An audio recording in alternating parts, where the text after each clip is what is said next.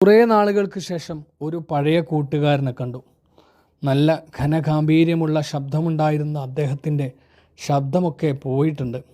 മുഖമെല്ലാം കറുത്തിരുണ്ട് വല്ലാണ്ടായി. കാര്യമന്വേഷിച്ചപ്പോൾ തൊണ്ടയിൽ ക്യാൻസറാണ്.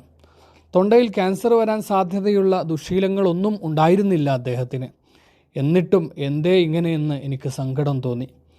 മലദ്വാരത്തിൽ മുഴ വന്ന് ഓപ്പറേഷൻ നടത്തിയിട്ടും ശരിയാവാത്തത് കൊണ്ട് കൊളോസ്റ്റമി സംവിധാനത്തിലേക്ക് മാറിയിരിക്കുകയാണ് അദ്ദേഹത്തിൻ്റെ കാര്യങ്ങൾ. മനുഷ്യൻ്റെ ഓരോരോ അവശതകളും ബലഹീനതകളും കേട്ടിരിക്കാൻ കഴിയാത്തത്ര സങ്കടങ്ങളാണ്.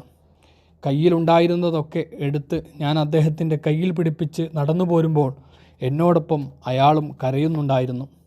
മരുന്നിനും ചികിത്സക്കുമായി കുറേ പണം ചെലവായി കാണും.